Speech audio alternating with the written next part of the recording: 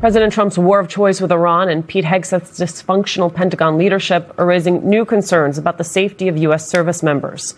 Former Navy commanders tell MSNL they worry about the high levels of wear and tear on American aircraft carriers, some of which have broken modern-day records for deployment length.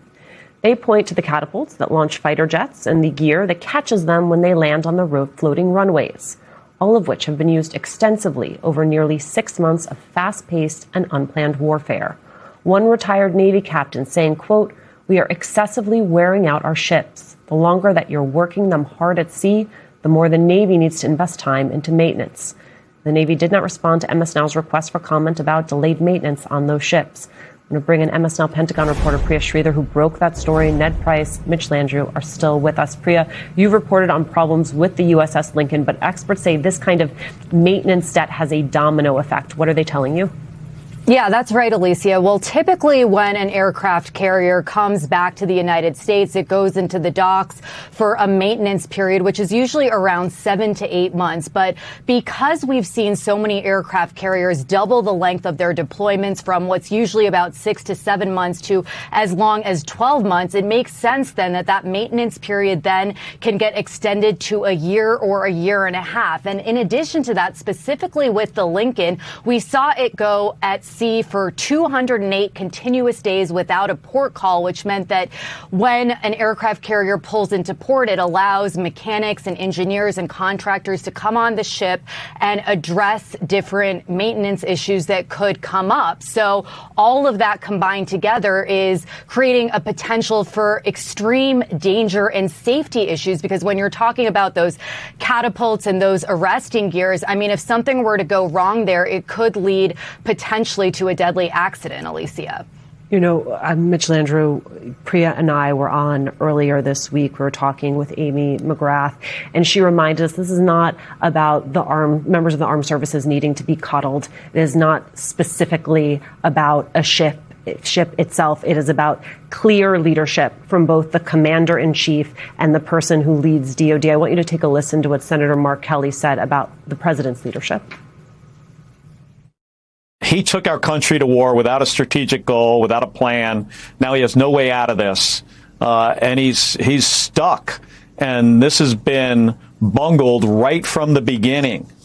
And he's got a Secretary of Defense who has no idea what he's doing.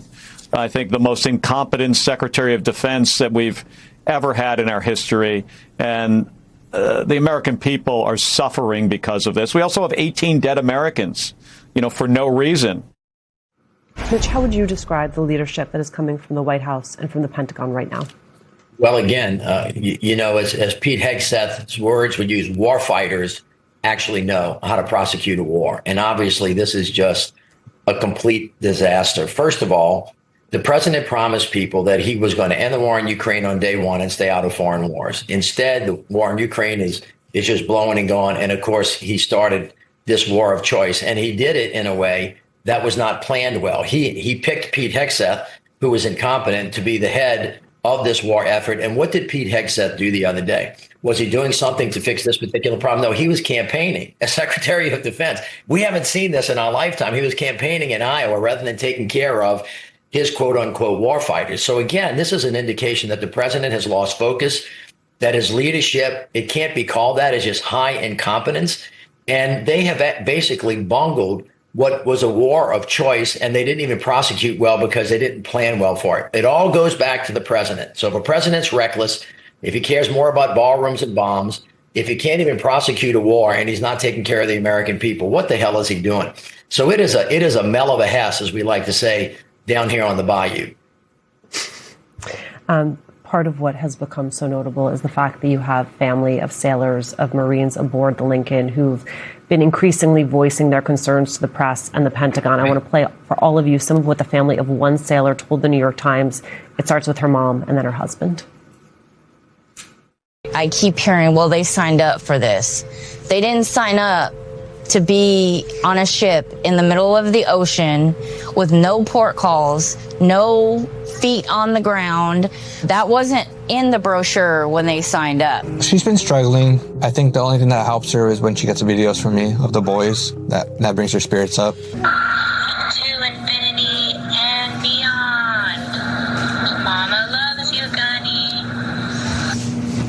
She recorded this for the boys while she's on deployment because she misses them so much.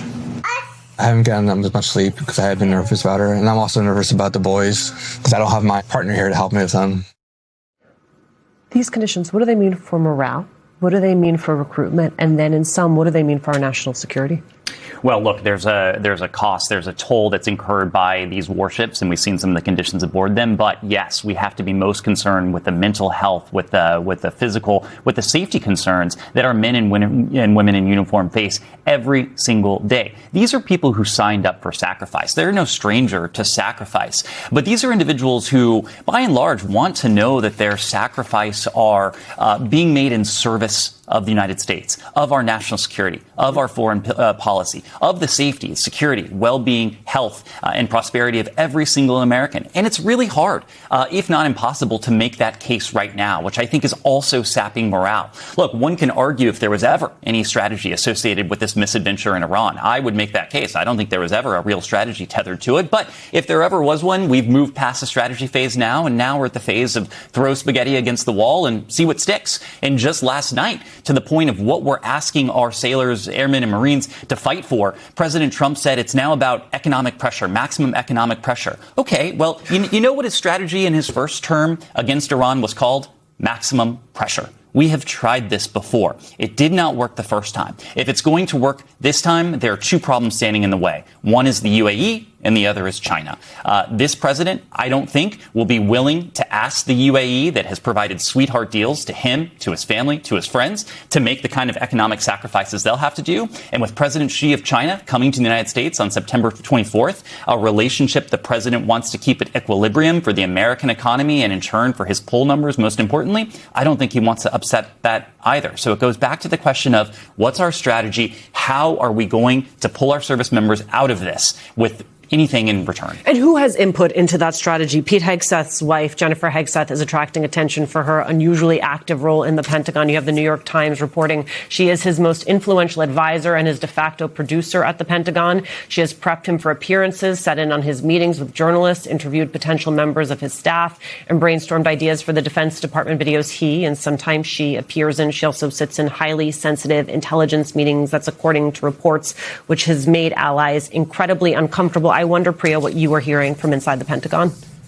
Yeah, I mean, I think this is incredibly hypocritical because Secretary of Defense Hegseth kicked out most of the press corps because he was saying that we were wandering around the halls trying to get access to classified information. Yet you're seeing his wife be privy to very sensitive information when it comes to military operations. So I think his logic just doesn't apply when it's not convenient for him. And I think that is what's most upsetting to most people, journalists, I should say, that work inside of the Pentagon specifically, is that if we're not allowed to go inside because we're supposedly trying to solicit classified information from people, then why is someone who doesn't have a national security background, doesn't have a security clearance, sitting in on these extremely important meetings? Mitch, I mean, it happens at the same time that the longtime publisher of the military newspaper Stars and Stripes is retiring due to clashes with the Pentagon over coverage. In a memo seen by the Associated Press, Max Lederer Jr. wrote that it had, quote, become clear that my philosophy of leadership and my understanding of the value and mission of Stars and Stripes differ in fundamental ways from the direction of the leadership of the Department of Defense has for the organization. What does that tell you, Mitch Landrieu, about what is happening at the Pentagon? Well, again, he's basically destroying the Pentagon and its top leadership. If you put the pictures up of all of the warfighters that he has fired for some strange reason, which have had, I mean, years and years and years of incredible experience, and now he's relying on people who just happen to be personally close to him to give him information about how to fight a war that he wasn't prepared to fight. I mean, it's just, it should make everybody in America weep. I mean, it's one of the reasons why they basically drove the car off into a ditch and they don't know what to do. He doesn't have the most competent people around him, all the while he's complaining about DEI. He's not running an organization based on merit.